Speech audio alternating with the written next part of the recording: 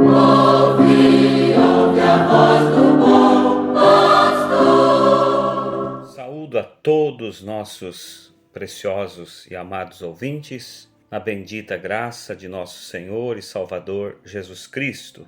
Que Deus vos abençoe, que Deus seja com cada um de vós em mais esta programação. Estamos mais uma vez chegando até o seu lar. Um programa A Voz do Pastor.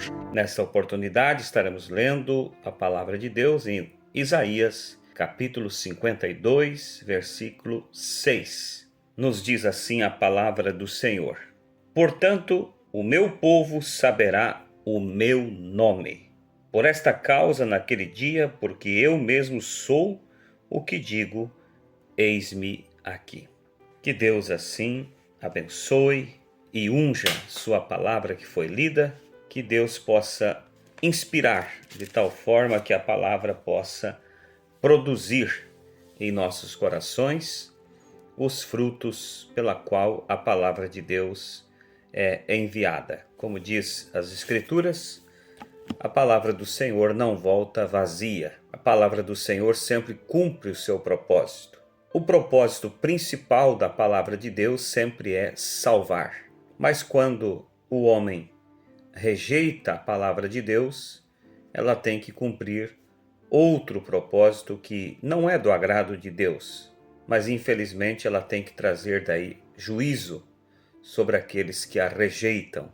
Mas o meu desejo é que cada um de nossos ouvintes que estão ouvindo sejam pessoas que realmente estão dispostas a ouvir a palavra de Deus e colocá-la no coração, para assim seguir os passos que Deus determinou para cada um de nós.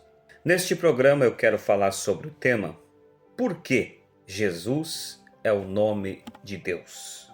Nós falamos no programa passado, sobre o nome que Deus recebeu, que ele tinha vários títulos que se atribuíam às suas muitas e infinitas qualidades, mas ele recebeu um nome quando ele se encarnou, quando Deus se fez carne.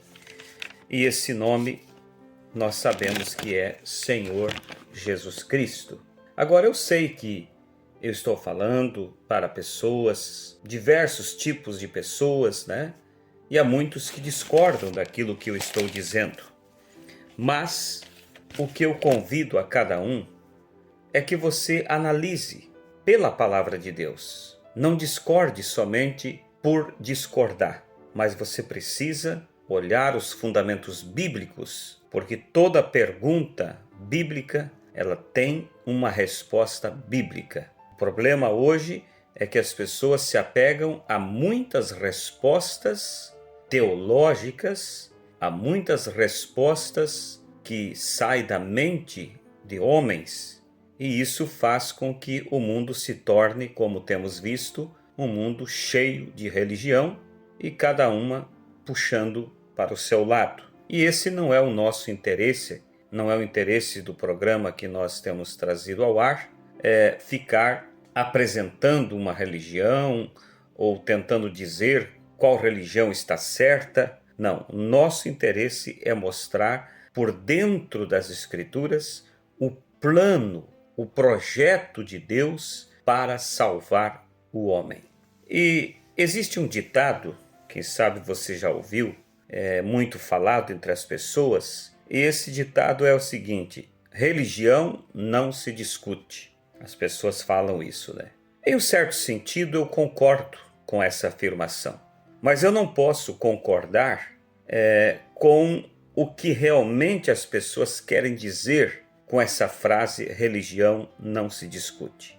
Porque o que realmente as pessoas querem afirmar com essa frase é o seguinte: elas querem afirmar assim: cada um tem a sua religião, cada um viva a sua religião e ninguém tem direito de dizer nada.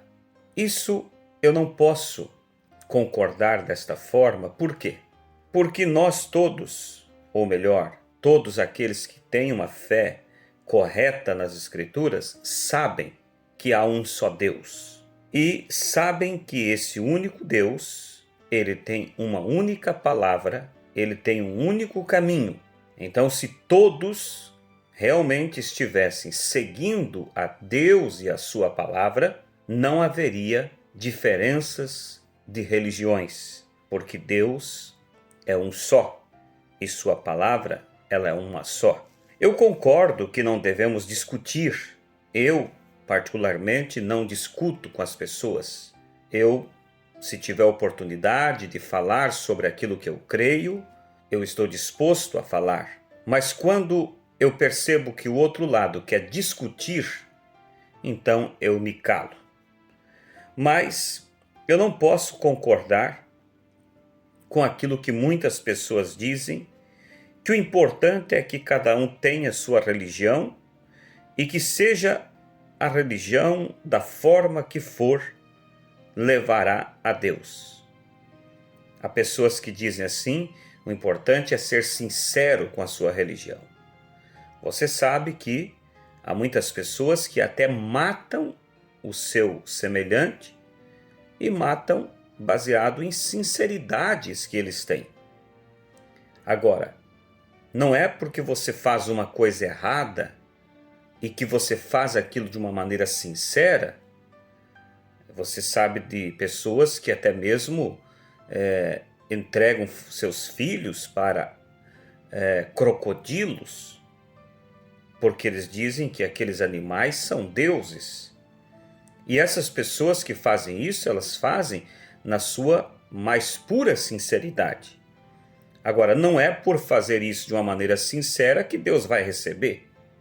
Deus recebe aquilo que fazemos de acordo com a palavra dele. Porque existe muitas pessoas sinceramente erradas.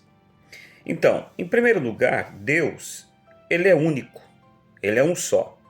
Eu já falei em vários programas aqui, porque eu sei que o mundo chamado cristão tem quebrado, vamos dizer, a verdadeira influência do cristianismo por ensinar coisas contrárias aos princípios de Deus, por ensinar teologias que saiu da mente do homem, como, por exemplo, essa teoria, essa doutrina que muitos chamados cristãos ensinam de uma tal Santíssima Trindade, dizendo que há 3 deuses, 3 pessoas, Deus Pai, Deus Filho, Deus Espírito Santo. Nós sabemos que toda religião que crê em mais do que um Deus é pagã. A verdadeira religião, ela sempre te afirmará e te mostrará um único Deus. Então, eu creio em um único Deus que tem seu caráter, que tem sua palavra, e sua palavra é única. E creio que cada pessoa deve conferir a religião a qual ela está seguindo, para ver se esta religião está de acordo com a natureza imutável. O que é imutável? Imutável é aquilo que não muda. Deus não muda a sua natureza. Cada um deve conferir se a sua fé está de acordo com a palavra imutável de Deus. Eu tenho anunciado aqui nos programas, e eu sei que isso desperta a atenção de alguns que discordam, e eu tenho mostrado aqui pelas Escrituras sobre Jesus Cristo, o nosso Redentor, o nosso Salvador, e que nele Deus colocou o seu nome, o nome de Deus. Mostrei nos programas anteriores que Deus, um Deus eterno, um Deus grande, um Deus cheio de qualidades, ele tinha e tem muitos títulos que se atribuem às suas inúmeras qualidades. Jeová Jirê significa aquele que provê, Jeová Rafa, Jeová Shalom, quer dizer aquele que te dá paz. Mas esse Deus, com muitos títulos, recebeu um nome. Ele mesmo disse que chegaria um momento que ele colocaria o seu nome em um lugar e que onde ele colocasse o seu nome, ali ele seria então adorado.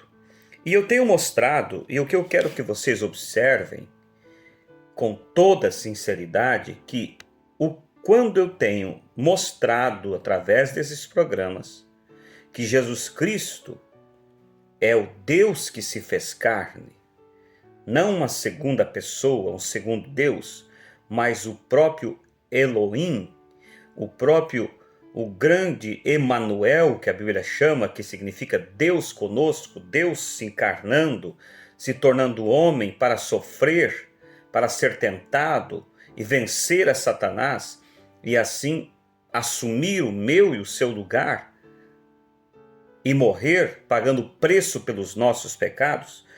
Tudo isso que eu tenho mostrado, queridos ouvintes, está de acordo com as Sagradas Escrituras. Eu mostrei que Jesus foi o nome que Deus recebeu quando ele se encarnou. Por exemplo, Alá, Elohim, Jeová, entre tantos outros títulos que se atribuem às tantas e infinitas qualidades de Deus, né? Mas ele tem um nome.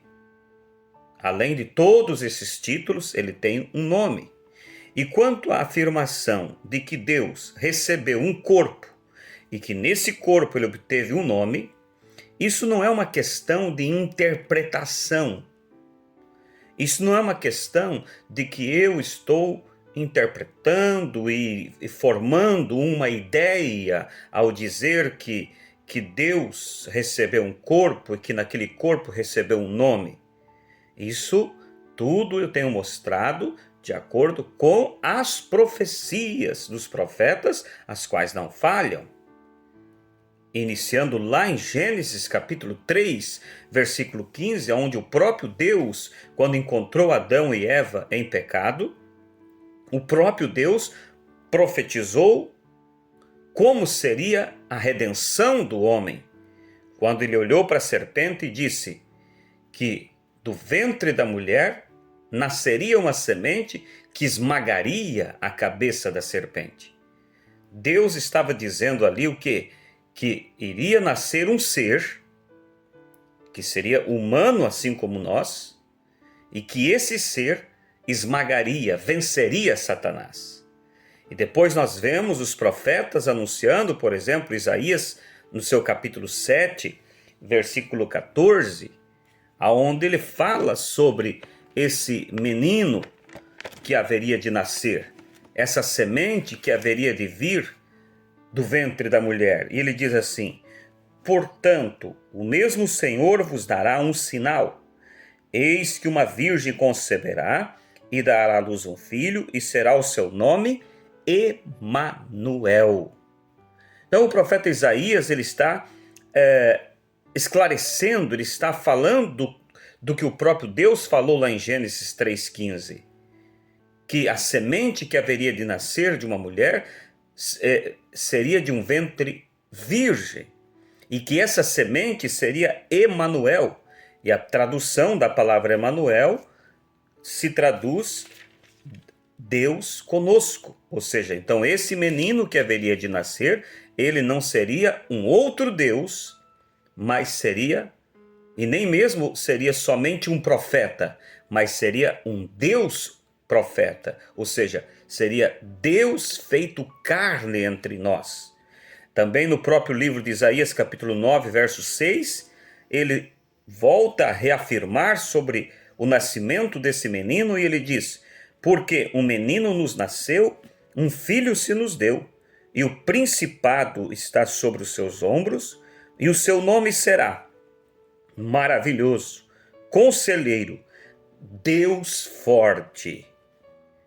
Então aí está, para aqueles que infelizmente têm anunciado uma doutrina errada de 3 pessoas, 3 deuses, mostrando que Jesus seria um segundo Deus, veja que não fecha com as profecias, porque a Bíblia diz que o menino seria Deus forte, e a Bíblia diz que há um só Deus. Então o menino seria Deus forte, Pai da eternidade, Príncipe da paz. Isso é palavra dos profetas anunciando sobre a vinda desse menino, o qual haveria de assumir sobre si o pecado da humanidade, para assim morrer em nosso lugar e nos redimir e nos dar o direito à vida eterna. Então, o significado do nome Jesus, porque o tema de hoje é por que o nome de Deus se chama Senhor Jesus Cristo. A palavra Jesus, ela vem do hebraico, que em hebraico é Yeshua, que significa Deus é salvação. Então, esse menino era Deus trazendo salvação ao homem para redimir o homem. Então, diante da verdade bíblica, diante da verdade da palavra de Deus que afirma a existência de um só Deus, nós vemos claramente que Jeová, o Elohim do Velho Testamento, é o mesmo Jesus do Novo Testamento. É o mesmo. A questão é que no Velho Testamento ele era espírito e no Novo Testamento ele recebeu um corpo e se encarnou naquele corpo. Vou citar algumas escrituras para que vocês comparem escrituras do Velho Testamento que falam sobre Deus e escrituras do Novo Testamento que falam sobre Jesus, para vocês verem como as escrituras elas estão alinhadas uma à outra, mostrando que o mesmo Deus do Velho Testamento é o mesmo Jesus do Novo Testamento. Mas no Velho Testamento ele era espírito, e aqui no Novo Testamento esse Deus se encarnou em um corpo para nos redimir. No livro de Isaías, capítulo 44, no seu versículo 6, diz assim: Assim diz o Senhor, Rei de Israel e seu Redentor, o Senhor dos Exércitos: Eu sou o primeiro e o último, e fora de mim não há Deus. Então eu pergunto para aqueles que tentam apresentar mais do que um Deus: como pode, sendo que ele diz, eu sou o primeiro e o último, e fora de mim não há Deus? Em Apocalipse, quando Jesus fala com João, quando vê Jesus, João diz assim: E eu, quando o vi, caí aos seus pés como morto. E ele pôs sobre mim a sua destra, ou seja, a sua mão direita, dizendo-me: Não temas, eu sou o primeiro e o último. Veja que ele usa as mesmas palavras que Elohim, que Jeová do Velho Testamento usou. Quando no Velho Testamento Jeová disse, eu sou o primeiro e o último. Agora no Novo Testamento, quando ele aparece, Jesus aparece para João, e João cai ali como morto, ele diz, não temas, eu sou o primeiro e o último, e o que vive, e fui morto. Mas eis aqui estou vivo para todo sempre. Amém. Também nós podemos ver em Gênesis capítulo 17, verso 1, aonde a palavra de Deus, quando Deus aparece para Abraão, diz assim: Sendo, pois, Abraão da idade de 90 anos, apareceu o Senhor a Abraão e disse-lhe: Eu sou o Senhor Deus Todo-Poderoso. Anda em minha presença e sê perfeito. Observe que ele disse, eu sou o Deus Todo-Poderoso. Em Apocalipse 1, verso 8, Jesus disse, eu sou o Alfa quer dizer primeiro, e o Ômega, que quer dizer o último. O princípio e o fim, diz o Senhor, que é, que era e que há de vir, o Todo-Poderoso. Então veja, as mesmas expressões que Jeová usa no Velho Testamento, Jesus usa no Novo. Por quê? Porque é o mesmo. Só que no Velho Testamento, repito, Deus era espírito, não era visto por ninguém. Mas no Novo Testamento, Deus se fez carne em um corpo e ali ele recebeu um nome, né? Então, nós poderíamos citar aqui Êxodo 3 também, quando Deus aparece a Abraão, e Abraão diz, quando eu chegar e disser para o povo, o Deus de vossos pais me enviou para vos libertar, qual é o teu nome? O que Deus respondeu para Abraão? Ele disse, diga para eles Eu sou me enviou a vós. Veja só, no verso 24 de São João 8, Jesus diz assim: por isso vos disse que morrereis em vossos pecados, porque se não credes que quem eu sou, morrereis em vossos pecados. Ou seja, se vocês não crêem que eu sou Deus que se encarnou para pagar pelos vossos pecados, vocês vão morrer em vossos pecados. No verso 58 do capítulo 8 de João, Jesus disse: em verdade vos digo que antes que Abraão existisse, eu sou. Então, amados, concluindo, aceitar Jesus Cristo como Salvador é aceitar a conclusão final do plano da redenção. Não é aceitar um homem simplesmente, mas você está aceitando o plano da redenção, porque nele se cumpriu o plano de Deus, o plano de pagar pelos pecados da humanidade. Tudo que Deus faria no cumprimento do seu plano redentor, ele veio mostrando, em símbolos lá do Velho Testamento. Você pode ver em Êxodo, quando é instituída a Páscoa, e então Deus manda que eles escolham um cordeiro sem mancha, que eles matem aquele cordeiro e passe o sangue do cordeiro nos umbrais das portas. Lembra quando o juízo veio sobre o Egito? E Deus disse: mas na casa onde houver o sangue nas portas, a morte não entrará ali. Aquilo era um símbolo. Estava mostrando que, quando futuramente o juízo viesse sobre a terra, e o juízo vai vir, chegará o dia que Deus trará juízo sobre essa terra, só vai escapar aqueles que têm também a marca de Deus. Lá, quando o juízo veio sobre o Egito, a marca dos filhos de Deus era matar o cordeiro e colocar o sangue na porta. Onde havia sangue, o anjo não entrava, não trazia morte. E hoje, qual é a marca que Deus respeita? Será que é a placa de uma igreja? Será que é o nome de uma religião? Não. Hoje Deus respeita e não trará juízo e nem morte para aqueles que têm a vida de Deus dentro de si.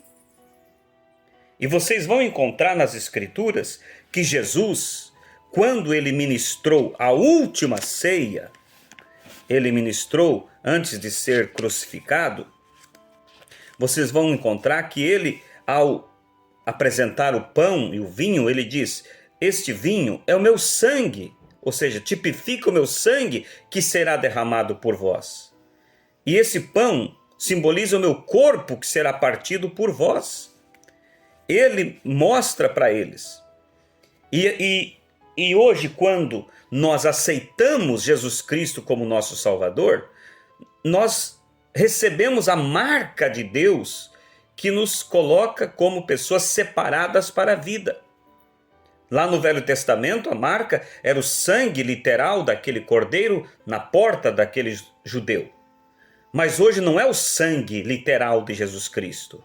Hoje é a vida que estava no sangue, que vem sobre aqueles que aceitam Jesus como seu Salvador.